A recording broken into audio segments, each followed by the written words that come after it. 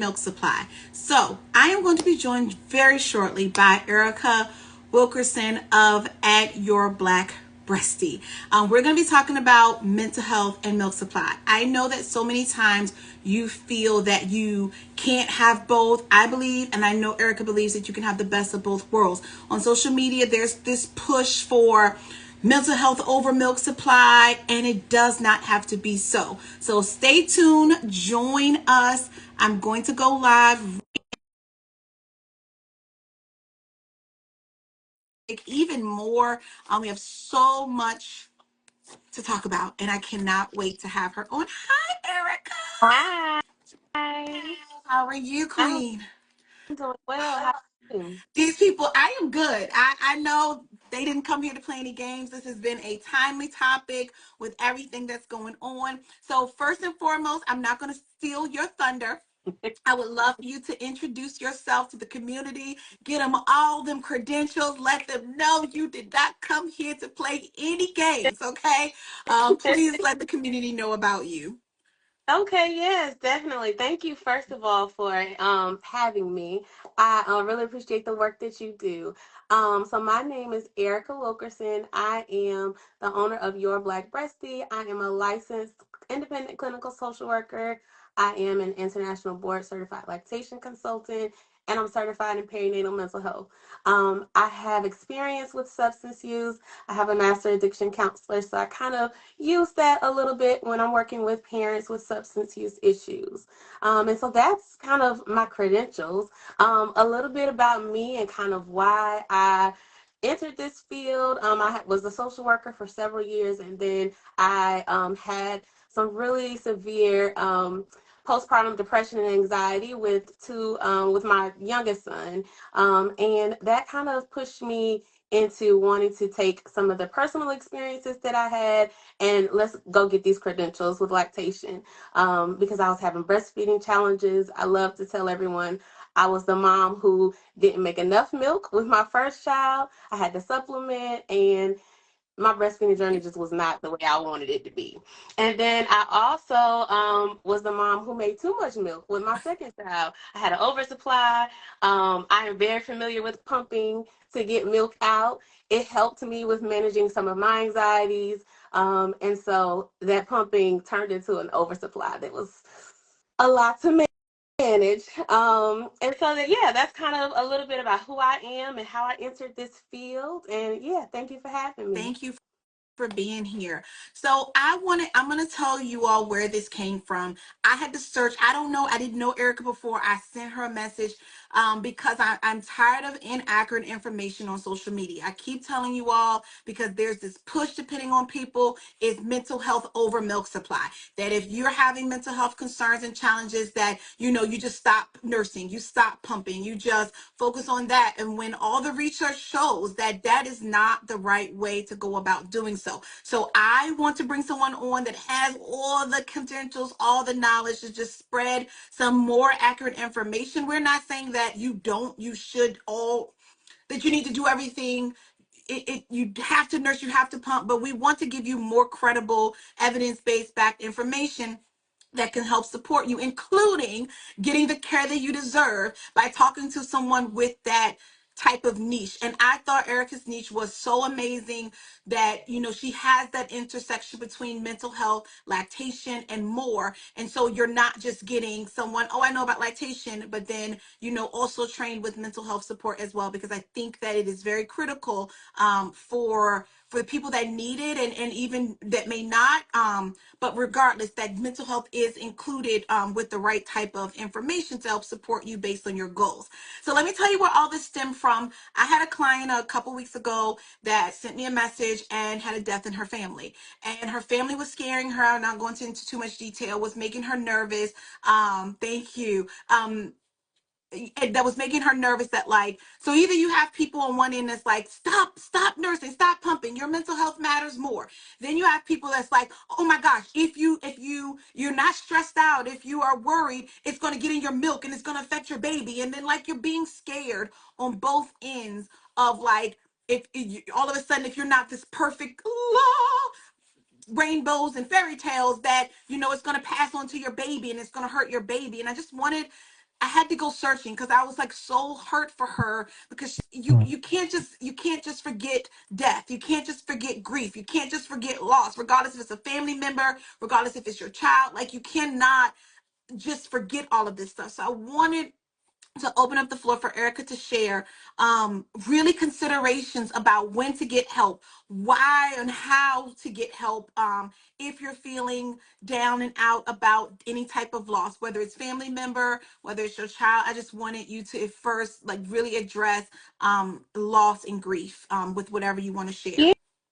Yeah, so definitely, breastfeeding on its own is that's a full-time job. It's no matter what method you are expressing your milk, nursing your baby, it's a full-time job. And then when you think about, people who have lack of sleep, trying to maintain all of the things, taking care of your mental health, is one of those things that kind of just is not priority. We're trying to get parents to shift to making sure that that is a priority. I always tell people, go back to Maslow's hierarchy of needs. We want to make sure you're getting sleep, make sure you're feeding yourself, make sure you're staying hydrated. And then, once you have those basic physiological needs met, then let's kind of see how we're playing into some of the other mental health stressors. Family, with having family in general, just putting unsolicited advice in there sometimes.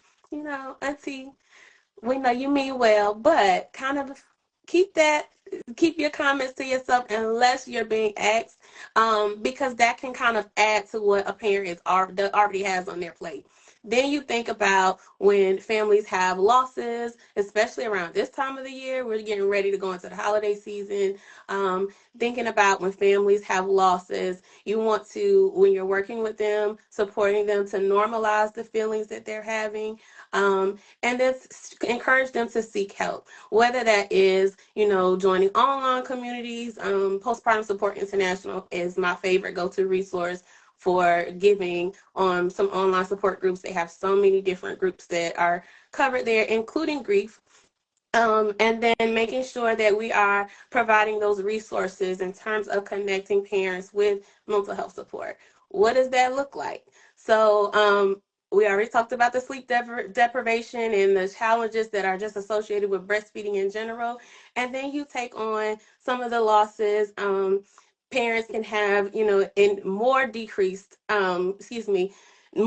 engagement with other family members, feelings of isolation, being withdrawn. All of those things are things to kind of look out for when you're working with someone, or even if it's just your friend, your homegirl, your cousin, whatever. If you're starting to notice some withdrawal symptoms in them, and in terms of them not wanting to be as engaged as they usually are, that's kind of the first key signs to say, hey, let's check in. Let's see what's going on. Let me try to offer you some support. And you are the first front to them. Looking out for resources like you did, seeing what's available in your community, making sure that it's culturally congruent care. That is my big thing. I am your Black breastie. I love everybody, but I'm a Black mom that didn't have resources. And I wanted to be that resource for others that looked like me. So looking into your community and seeing what resources are available and connecting them is, basically the frontline thing that I always tell people. Awesome. So I also want to talk a little bit about around this dealing with trauma. I feel like whether that's birth trauma, whether that's not getting the journey that you wanted, that carrying forward.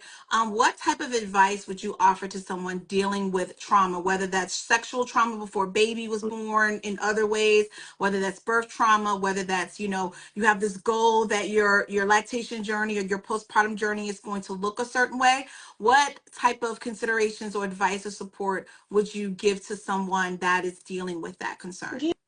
Yeah, and I'm really happy that you started with like sexual traumas. A lot of times with breastfeeding, people don't realize that your body is a sensitive area, and if it has been violated in any way, it can impact your desire to breastfeed, your connection and bonding with the baby if you do decide to nurse. So offering additional methods to get that mother's milk and also being able to have that bonding is essential. So that's where, Pump with a Purpose comes in, teaching you how to pump, express that milk, because there's this misconception out there that breastfeeding is simply bringing the baby to the nurse, to the breast to nurse. And that's just simply not true. We consider breastfeeding as giving breast milk only. If that's pumping and expressing milk, great. If that's bringing the baby to nurse, which, is the most biologically natural thing to do, but that doesn't mean that that's the only way. I believe in the concept of equifinality. It is more than one way to skin a cat, and that's where the breastfeeding options come into play. So that would be the first thing that I would suggest. And then again, going back to parents that have experienced sexual traumas, sometimes bringing the baby to breast is not something that's comfortable for them. So offering those additional options. And then birth traumas can be things like C-sections, where there's delayed lactogenesis in some cases. There could be, just trauma in terms of the interaction with your healthcare system as a whole. Sometimes, going to see providers and them not listening to you, them not offering options, them not being able to give you a comforting, secure environment so that you feel safe to express any concerns. Those are traumas in and of themselves. And we want to make sure that, again, we're providing, adequate care with appropriate resources, accurate information that's backed up scientifically, but also making sure that we're providing that culturally congruent care. And so to minimize the negative experiences that parents have gone through and will continue to go through, that is something that is very important. In my lactation education journey, shout out to A&T Aggie Pride. Um, Yes. we definitely had a big emphasis on cultural competence and making sure that we were showing up for people who look like us in different ways. And that is essential when you're navigating traumas of any kind, making sure that you're providing that safe space for parents. And then, as far as what I would tell the parents, you know, give yourself some grace. Allow that flexibility in your journey, which what in whatever way it may look, and then also being patient with yourself. Showing yourself some self compassion, showing yourself some love in those times in whatever way feels best for you and feels most comfortable for you. Those are the things that I would say first. And then, of course, reaching out to a professional lactation consultant to help you with some ideas on how to express the milk, manage the way that you're doing that infant feeding, and also making sure that you're getting connected with a licensed mental health professional. And I love that everyone can support in ways to manage the feelings of anxiety and depression, but the key is making sure you're reaching out to a licensed professional, because there's some misinformation and you don't want to be in a space where you are causing harm rather than good. Yeah. I agree. And I'll even tell some of my truth. Like, I feel like with my trauma, it bled into how I operated as a parent, like not being able to conceive quickly, having not for any reason, or not just not being able to like snap your fingers, just like, I'm pregnant, it didn't happen like that. Yeah. And that bled into like not even understanding until I did my, looked at PSI and started, going down the path we talked about of the perinatal mental health specialist. And I realized like I'm gonna leave it to the people that need to be there doing it. But I've learned the word intrusive thoughts, the going into the room and keep checking to make sure the baby's alive, even though I personally didn't experience a loss, but always worried that the other shoe was gonna fall. The other shoe was, in the moment, the day that I learned that information, and like that it was a real thing. My kids was like 5 and 5, like this was just last year. Like, I'm like, why am I just learning this? Why am, it helped to normalize. And then I like went and talked to my aunt about it. She was like, well, wait, my kids is good in 22 and 28 and 2032. And she was like, that's what that is. When every time you turn around, we all are having aging parents, right? And you're always worried you're gonna get a phone call. She's like, she's worried about my grandpa all the time because he lives alone because my grandmother has passed. Like, she's like, I'm always worried about him. I'm always worried if I see the number ring of, you have your own trauma, that she got that call about my grandmother, or her own kids are good and grown, got grandchild now. She's like, she's grandma now. And I'm like, I'm always worried about my kids good and grown. And I just want to normalize, like, even once you're out of the lactation period, it's going to happen. It's going to, like, my kids are in regular school age now, and I'm like always worried about this and that and that and this. I just want to normalize to people that I know you come to social media, you see people looking all bright eyed and bushy tailed every day, but we're always walking around with different fears and concerns and worries. And there's a difference in like when you get help for it, but recognizing like you are not alone, that like but you need to find the right people. You find these people that they create these pages and then they become mental health experts and they have no license, no way to really help you with what you're going through. And I just encourage people to really just be careful where you get your information from in general, because it's a right space and place to help you to get through these things and talk through those things of when you're having concerns. So I just want to throw that out there, just so you see me every day and I look, but I'm always worried. I'm always worried about somebody gonna give me a call from my kids, or like, my phone rings and my heart drops. Like, you gotta recognize these things and understand when you need to talk to someone, or it's concerning you. And so when I found Erica, I was like, this is the perfect intersection for lactation. But I just want to encourage you, because I know you see people, at different times in their lives, but just to realize that it can't continue, regardless, once you are, not lactating or whatever. It can just extend, it just evolves even longer. So speaking of, I think I want to do so we talked about family a little bit, right? We got the holidays coming up, y'all. Y'all know I've been pushing y'all about the holidays. And if you are navigating the family pressure of like, you're nervous about too many people touching your baby, you're worried about, oh, auntie gonna be talking about, oh, just get that baby some formula, or you're gonna be worried about, being judged, or like, I pumped for 3 years. So my family didn't judge me, but I'm just saying, like, I know people like, you still doing that? What you doing over there? Just get that baby some milk. So whatever, or you just had your baby zero point 0.2 seconds ago, and everybody trying to come and see the baby. So just navigating families with their thoughts, with their opinions, with their everything. How do you help people that are dealing with that? What should they be looking for, or how to go about the holidays? Not the holidays, but like just navigating the family and their opinions and suggestions and Yeah, stuff.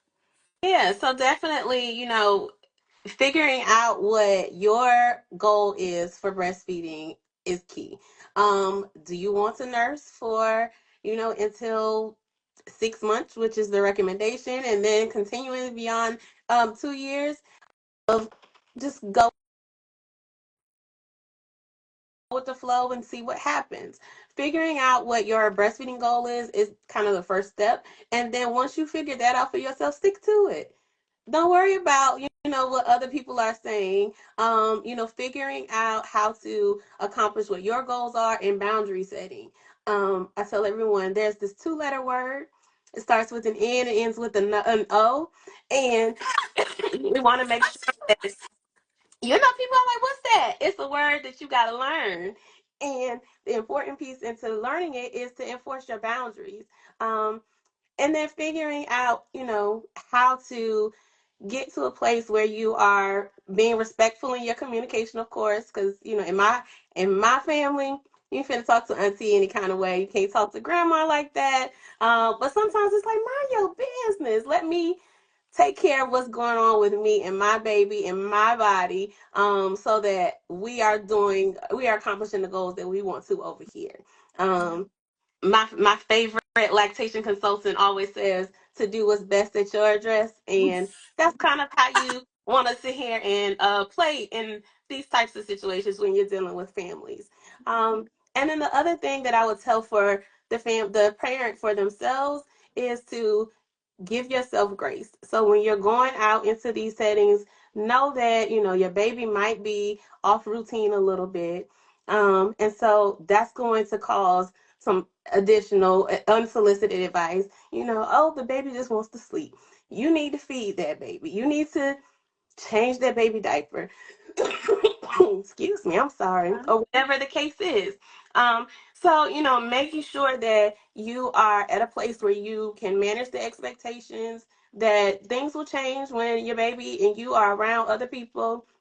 Things won't look the same as they are at home, especially if you're traveling, and then kind of rolling with that flow and adjusting. If you need to go into a quiet room when you're around family to nurse, then by all means, or pump, then by all means do that. I am team free the movies, and I'm gonna nurse wherever, whenever, around whoever, and I support everyone in doing that. I support and promote breastfeeding in public, all of those things. However, that doesn't work for everybody. Um, and in family settings where you kind of know what's going to happen or the comments that they're going to make, if it's going to bring you peace to kind of pivot from your routine to go into a quiet area where you're by yourself, that can be calming for both you and for the baby, and it minimizes how many extra opinions are putting on you when you're breastfeeding. Yeah. Same thing But with yeah, go ahead.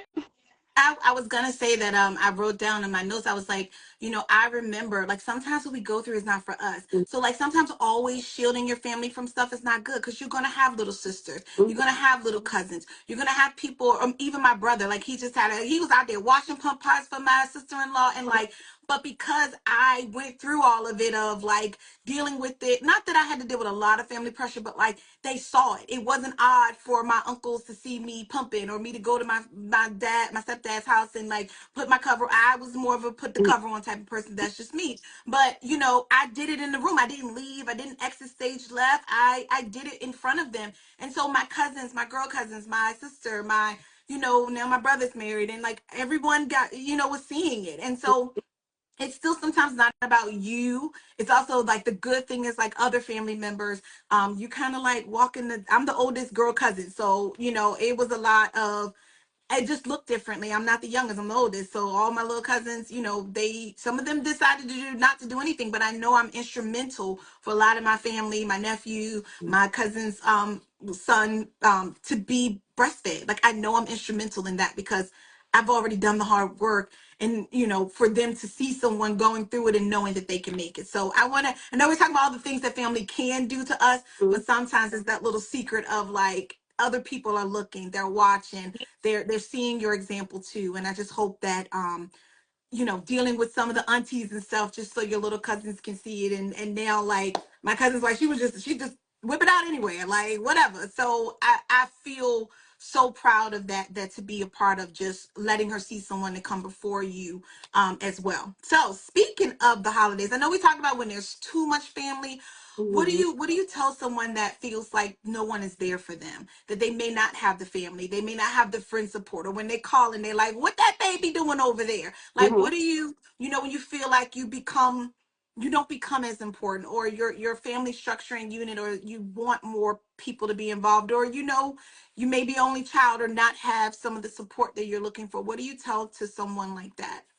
Yeah, so isolation is a real thing, especially during the holidays when you are reflecting on, you know, traditions or family gatherings that look different because, people that you love, the matriarchs of your family aren't there anymore. Those types of gatherings can look different, and it can make someone not want to be around other people.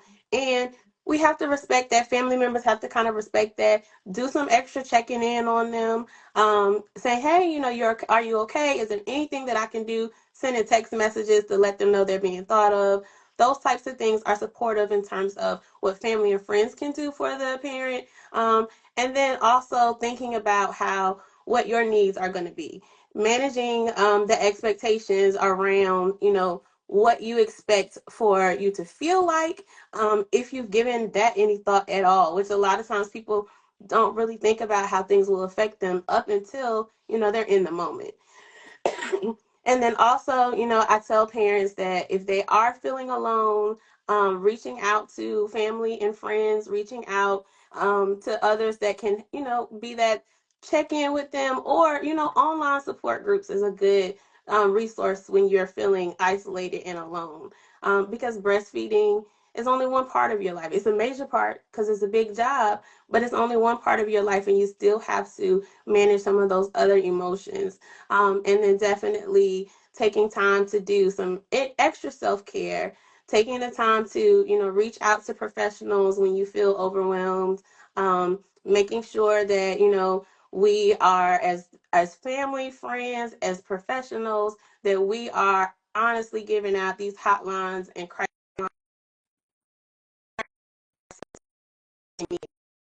text lines are available. Mama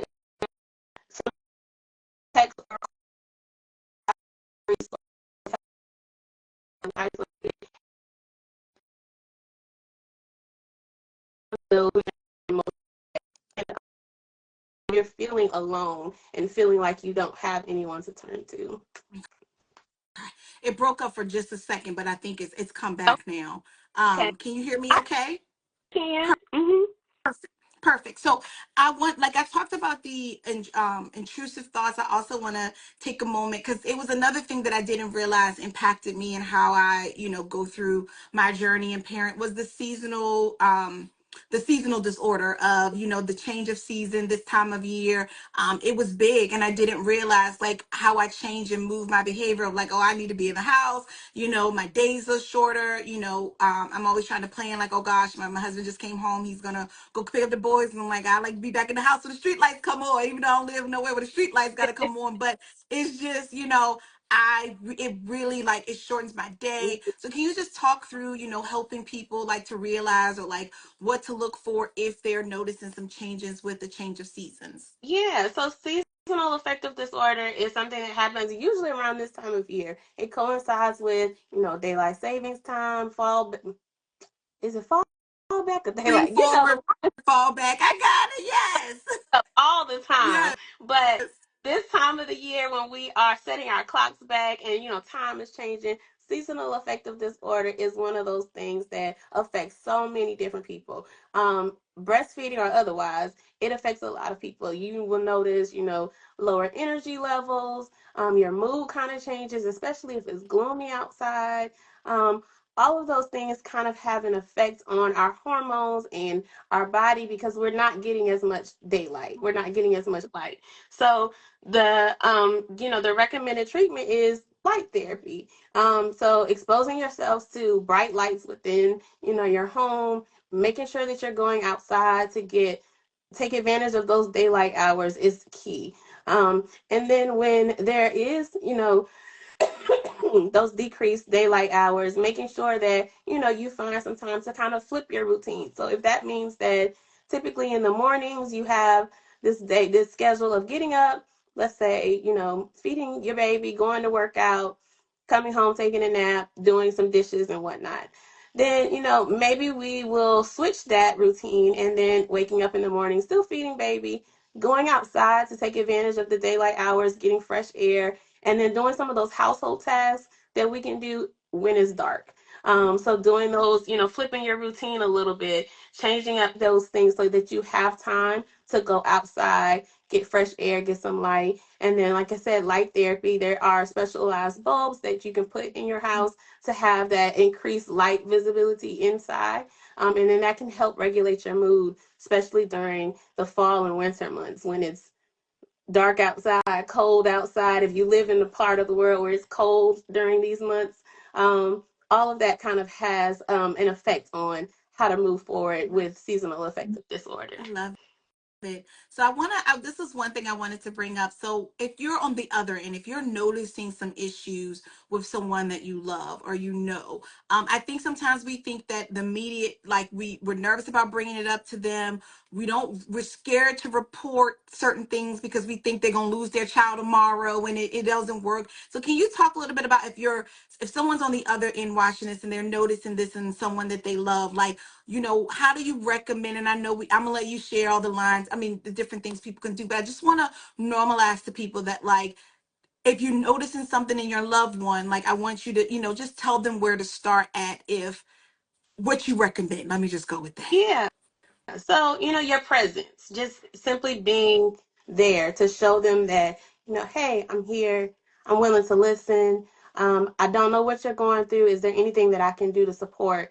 Um, Doing practical tasks like coming over. If you notice someone struggling and you don't really know why, you haven't really talked about it, come over, help them, wash some dishes, hold the baby so they can go take a shower, going back to those basic physiological needs, let them go take a shower. Let them get a good meal in. A lot of times when you're breastfeeding, you have the baby in one hand and you're trying to stuff something down real quick or you're pumping.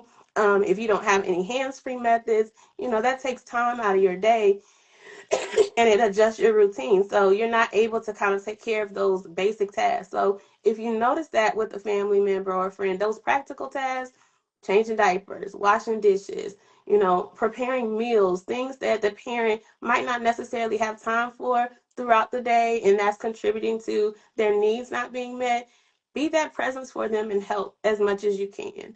Again, simply calling them, sending a text message, say, hey, I'm thinking about you. I love you. What can I do to support?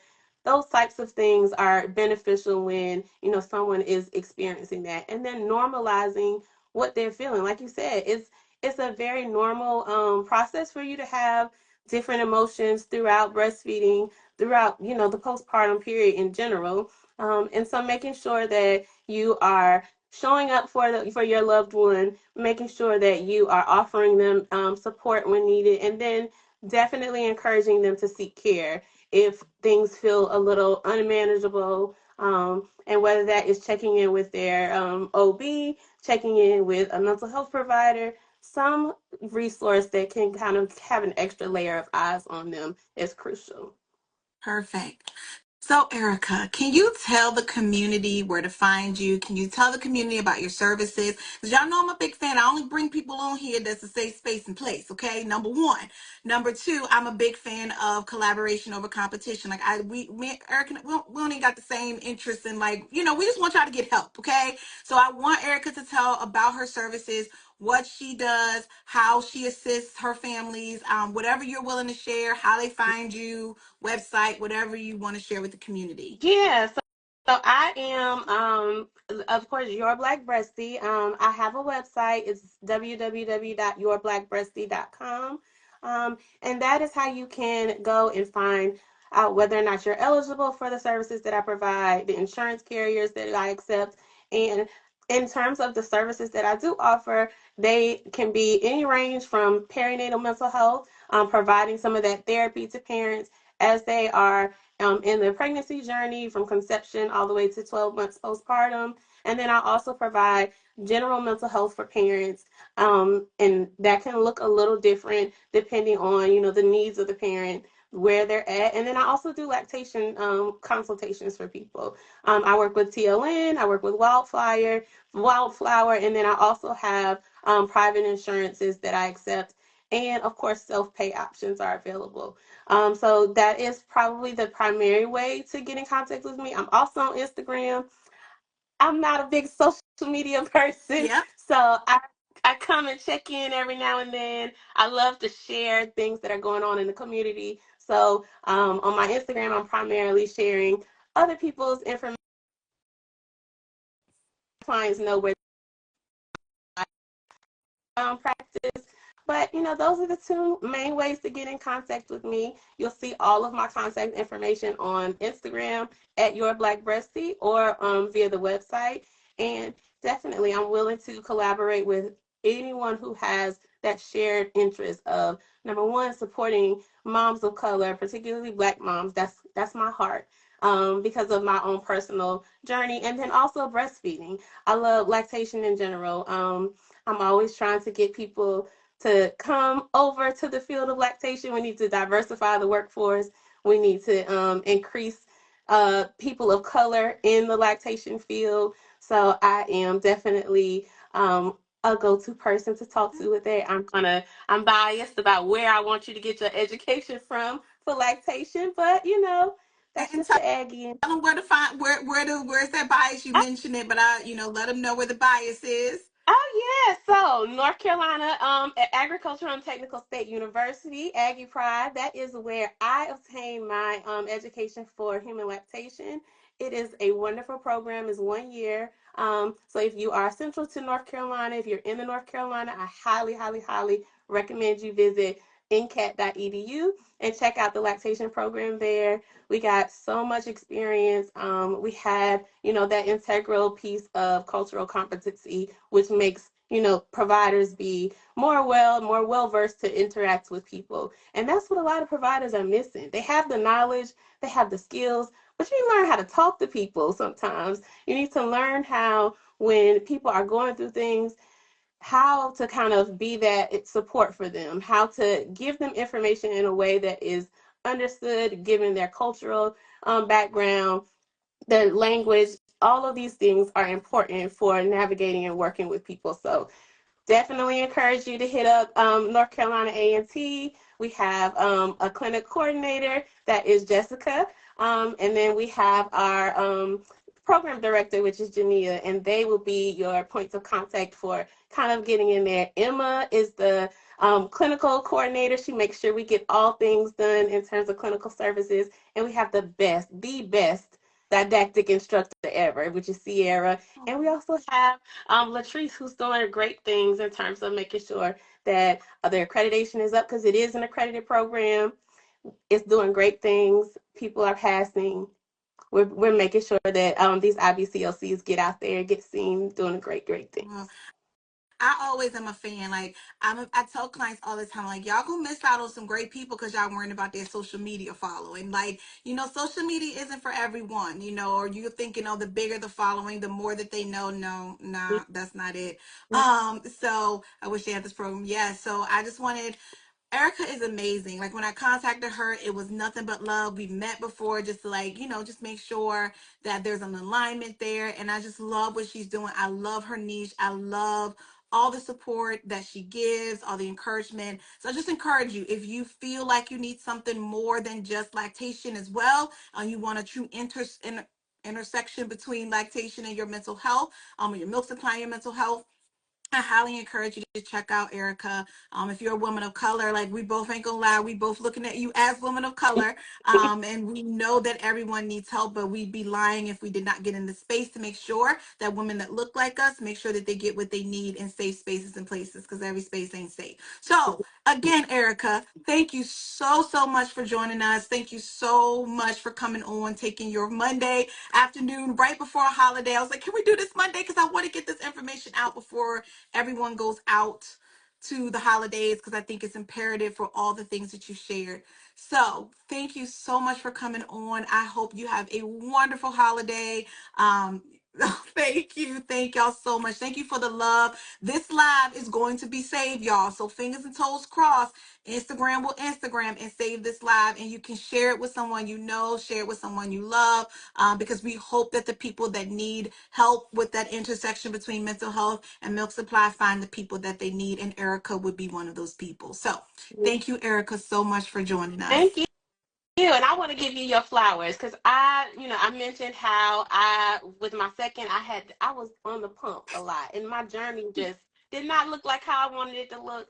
And so pumping was a huge part of my life, and I think that you're doing a great job with educating people on how to use pumps, knowing that they have options to get that maternal milk to their baby in other ways. So thank you for all of the work that Yes. you're doing, and come on over, join us. Listen, And world. We waiting on yes. you. Oh boy. Well, Erica, you are amazing. I just cannot thank you enough for what you do. And that niche is so needed in this space and place. So I hope the people that need to find you will find you through this live. And I hope you have a wonderful holiday. You too. Thank you so much. Bye. Bye.